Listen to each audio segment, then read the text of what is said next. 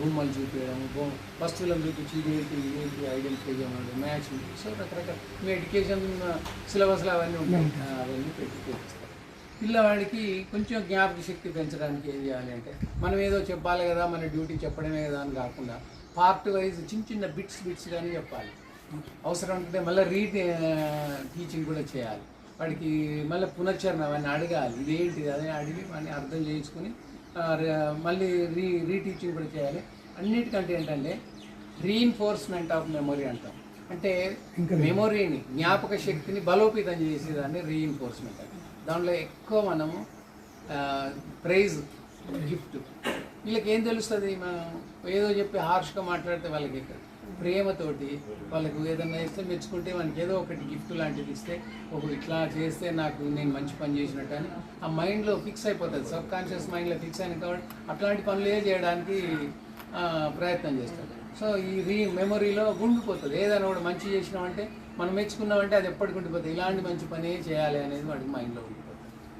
Next, పిల్లలు ఎలా నేర్చుకుంటారు? నేర్చుకునే విధానం ఎలా ఉంటుందంటే 4 రకాలుగా ఉంటుంది.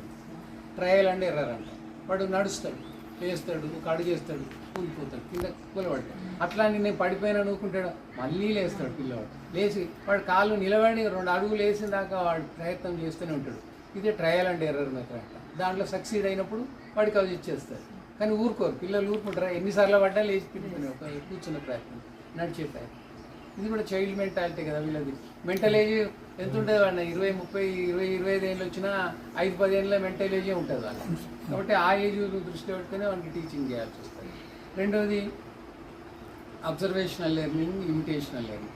మనల్ని చూసి నేర్చుకుంటారు, ఫాలో అవుతారు, ఇమిటేషన్ చేస్తారు. మనం ఏం చేస్తుంది కదా, మీ పిల్లలు, చిన్నపిల్లలు చూడ ఇంట్లో ఆ తల్లి కొంగేసుకొని ఊడుస్తుంటే, చిన్నపిల్లలు మీరు చూడండి తువాలు వేసుకొని అది కూడా వేసుకొని చీపురు పెట్టి ఊడుస్తుంటారు. తండ్రి గడ్డం తీసుకుంటే చిన్నపిల్లాడు అయితే వీడు గడ్డం తీసుకుంటాడు అది లేకుండా.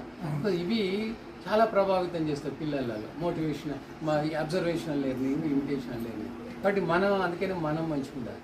ఒక జోక్ ఉంటుంది అన్నట్టు, మన పిల్లలు మనం చూసి నేర్చుకుంటారంటే, ఒక అమ్మాయి తండ్రి దగ్గర నాన్న నీకు బాగా అన్ని తెలియటవి వస్తున్నాయి అంటే, ఈయన ఏం చేస్తాడు, దాన్ని ఆపర్చునిటీ తీసుకుని, అవునా నన్ను ఒక్క అబద్ధం ఆడినప్పుడల్లా ఒక కొత్త ఇంటిగా మొలుస్తుంది నాకు, అందుకే నువ్వు అబద్ధాలు నీ మొత్తం తాతది నెత్తెంత తెల్లబడిపోయిందంటే నువ్వు అన్ని అబద్ధాలు ఆడినట్టేనా. సో అది మనకే రివర్స్ అవుతుంది. కాబట్టి పిల్లలు తెలివి తక్కువ ఉండరు. కాబట్టి మనము ఫస్ట్ మనం ఐడియల్గా ఉండాలి.